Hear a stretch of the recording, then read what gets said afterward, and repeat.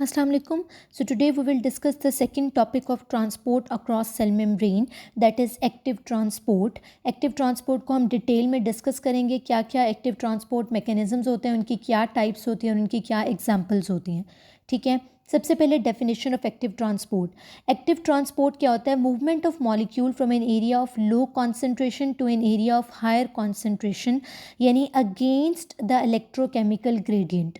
ठीक है. पीछे जो पिछली वीडियो में हमने डिफ्यूजन को पढ़ा था, तो हमने डिफ्यूजन के बारे में पढ़ा था कि डिफ्यूजन जो होती है वो अलोंग द इलेक्ट्रोकेमिकल ग्रेडियंट होती है. ठीक है. यानी कि डिफ्यूजन जो थी वो हाई कॉन्सेंट्रेशन से लो कॉन्सेंट्रेशन की तरफ हो रही थी. ठीक है. डिफ्यूजन क्या हो रही थी? हाई से लो की तरफ जा रही थी. ठीक है. लेकिन अगर हम बात करें एक्टिव ट्रांसपोर्ट मैकेनिज्म की, तो active transport mechanism is against electrochemical gradient. ठीक है. यानी कि from low concentration to higher concentration जो है ना, ये जा रही होती है. ठीक है. लो से हाई कॉन्सेंट्रेशन के ऊपर जा रही होती है हमारे पास active transport. Okay. So active transport जो है, इसके इंपॉर्टेंट पॉइंट क्या होते हैं? It is carrier mediated transport. ठीक है. एक्टिव ट्रांसपोर्ट कैरियर मीडिएटेड होती है. It uses energy in the form of ATP and against the concentration gradient होती है from low concentration to higher concentration.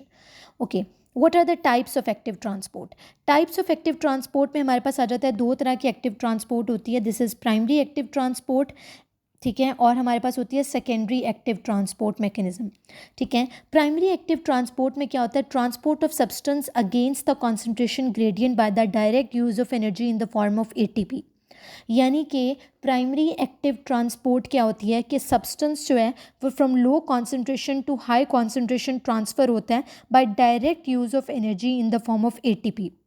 यानी कि प्राइमरी एक्टिव ट्रांसपोर्ट जो है वो डायरेक्टली एनर्जी को यूटिलाइज करती है. ठीक है. फ्रॉम एटीपी, वो एटीपी से डायरेक्ट एनर्जी यूज़ करी होती है. ठीक है. लेकिन जो सेकेंडरी एक्टिव ट्रांसपोर्ट होती है, ठीक है, वो उस एनर्जी को यूज़ करती है जो स्टोर होती है by the primary active transport.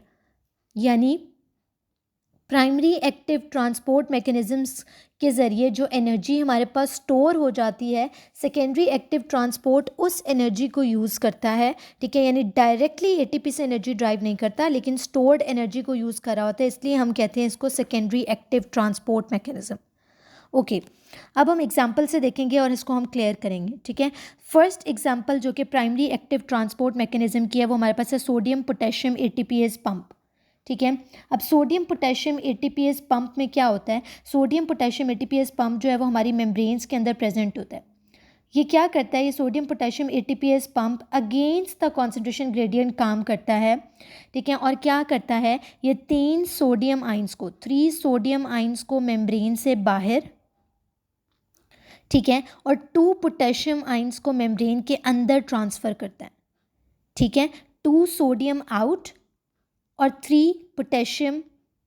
3 sodium out and 2 potassium in. Okay. अब हमारे पास क्या होता है कि नॉर्मली अगर हम देखें तो हमारे पास सेल के अंदर, इंट्रासेलुलर फ्लूइड के अंदर जो है ना, वो पोटेशियम की कॉन्सेंट्रेशन क्या होती है? ज़्यादा होती है. ठीक है. और सोडियम की कॉन्सेंट्रेशन क्या होती है? एक्स्ट्रा सेलुलर फ्लूइड में सोडियम की कॉन्सेंट्रेशन क्या होती है? ज़्यादा होती है. ठीक है. तो ये क्या करता है कि जब सोडियम को बाहर भेजेगा, ठीक है, सोडियम की कॉन्सेंट्रेशन पहले ही ज़्यादा है और सेल के अंदर सोडियम की कॉन्सेंट्रेशन पहले ही कम है, इसका मतलब है ये लो कॉन्सेंट्रेशन से सब्सटेंस को हायर कॉन्सेंट्रेशन में भेज रहा है. सेल के बाहर सोडियम पहले ही ज़्यादा है, ये मज़ीद 3 सोडियम आइंस को बाहर भेज रहा है. सेल के अंदर पोटेशियम पहले ही ज़्यादा है, ये मज़ीद पोटेशियम को सेल के अंदर भेज रहा है. यानी अगेंस्ट द कॉन्सेंट्रेशन ग्रेडियंट ये काम कर रहा होता है सोडियम पोटेशियम एटीपीएस पंप. ठीक है. So this is an example of primary active transport. क्यों? क्योंकि ये डायरेक्टली एनर्जी एटीपी से ड्राइव कर रहा होता है, ब्रेकडाउन ऑफ एटीपी से एनर्जी को यूज़ कर रहा होता है.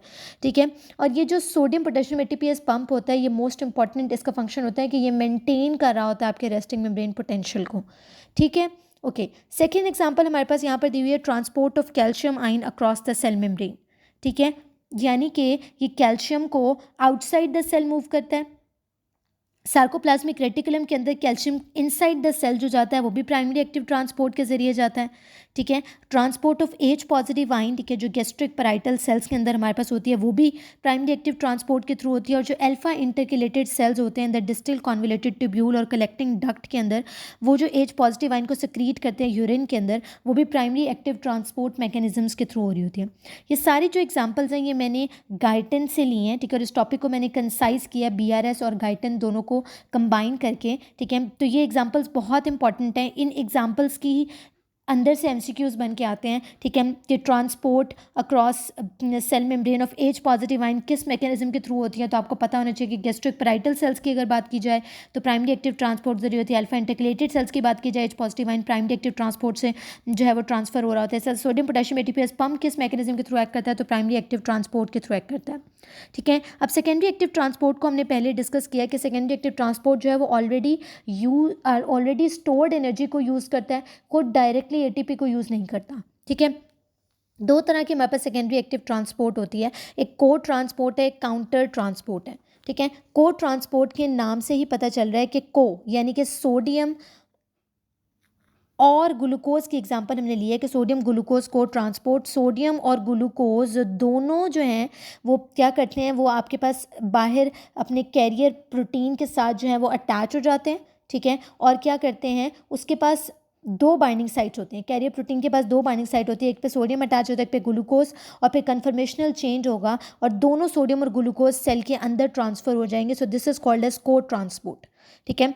तो सोडियम ग्लूकोज को ट्रांसपोर्ट कहाँ पर होती है, रेनल ट्यूब्यूल्स में होती है, इंटेस्टाइनल एपिथेलियल सेल्स के अंदर होती है, और वहाँ पर फिर सोडियम और ग्लूकोज दोनों की एब्जॉर्प्शन हो रही होती है, यानी कि आपकी किडनीज में भी आपके इंटेस्टाइन में भी। ये MCQ भी रिसेंट FCPS एग्जाम में जो था वो रिपीट हुआ था कि what type of transport occurs in sodium and glucose, ठीक है, in intestinal epithelial cells, ठीक है, या glucose is transported in the intestinal epithelial cell by which mechanism या बाय विच ट्रांसपोर्ट मैकेनिज्म, ठीक है। तो उसका आंसर क्या है, सेकेंडरी एक्टिव ट्रांसपोर्ट मैकेनिज्म के थ्रू को ट्रांसपोर्ट हो रही होती है ग्लूकोज की सोडियम के साथ इंटेस्टाइन में भी और आपके रेनल ट्यूब्यूल्स में भी, ठीक है। इसी तरह से सोडियम और अमाइनो एसिड की भी को ट्रांसपोर्ट होती है इंटेस्टाइन में भी और रेनल ट्यूब्यूल में भी। काउंटर ट्रांसपोर्ट क्या होती है, काउंटर ट्रांसपोर्ट का मतलब होता है कि एक मॉलिक्यूल अगर प्लाज्मा मेम्ब्रेन से बाहर जा रहा है तो दूसरा मॉलिक्यूल सेल के अंदर मूव करे, ठीक है। एक मॉलिक्यूल सेल से बाहर मूव कर रहा है, दूसरा मॉलिक्यूल सेल के अंदर मूव कर रहा है, तो इसको हम कहते हैं काउंटर ट्रांसपोर्ट, यानी कि ऑपोजिट डायरेक्शन में यूज़ होता है, ठीक है। ऑपोजिट डायरेक्शन के अंदर ट्रांसपोर्ट होती है, जैसे कि sodium hydrogen counter transport in the proximal convoluted tubule, ठीक है, या सोडियम कैल्शियम काउंटर ट्रांसपोर्ट होता है, ठीक है, जिसमें calcium out of the cell जाएगा और सोडियम सेल के अंदर मूव करता है, ठीक है। तो ये दोनों एग्जाम्पल्स जो हैं ये आपके सेकेंडरी एक्टिव ट्रांसपोर्ट मैकेनिज्म्स के एग्जाम्पल हैं, ठीक है। तो ये एक्टिव ट्रांसपोर्ट होती है। तो एक्टिव ट्रांसपोर्ट के अंदर क्या होता है कि कैरियर मीडिएटेड होती है, एनर्जी को यूज़ करती है in the form of ATP और अगेंस्ट द कॉन्सेंट्रेशन ग्रेडियंट होती है from low concentration to higher concentration. अच्छा, पेपर में हमारे पास फैसिलिटेटेड डिफ्यूजन और एक्टिव ट्रांसपोर्ट के बारे में भी MCQ आता है कि दोनों में क्या पॉइंट सेम है और क्या पॉइंट डिफरेंट है, ठीक है। इसको हम देख लेते हैं। अगर हम देखें तो हमारे पास क्या होता है कि जो एक्टिव ट्रांसपोर्ट मैकेनिज्म होता है, एक्टिव ट्रांसपोर्ट और फैसिलिटेटेड डिफ्यूजन में हमने देखना है कि क्या चीज़ कॉमन है और क्या चीज़ डिफरेंट है। तो एक्टिव ट्रांसपोर्ट मैकेनिज्म भी कैरियर मीडिएटेड होता है, ठीक है, और फैसिलिटेटेड डिफ्यूजन भी कैरियर मीडिएटेड होती है। This is the common point, दोनों कैरियर मीडिएटेड होते हैं। एक्टिव ट्रांसपोर्ट में एनर्जी यूज़ होती है in the form of ATP, energy को यूज़ करता है एक्टिव ट्रांसपोर्ट, जबकि फैसिलिटेटेड डिफ्यूजन एनर्जी को यूज़ नहीं करता, विदाउट यूज़ ऑफ एनर्जी होता है। तो एक दोनों का सेम पॉइंट कि active transport is carrier mediated, facilitated diffusion जो है it is also carrier mediated, और एक दोनों का डिफरेंट पॉइंट कि एक्टिव ट्रांसपोर्ट एनर्जी को यूज़ करती है, एनर्जी को इसलिए मैंने पॉजिटिव लिख दिया कि वो एनर्जी को यूज़ करती है, लेकिन जो आपकी फैसिलिटेटेड डिफ्यूजन होती है एनर्जी को यूज़ नहीं करती, ठीक है। आई होप ये आपको क्लियर हो गया होगा, ठीक है। Thank you very much.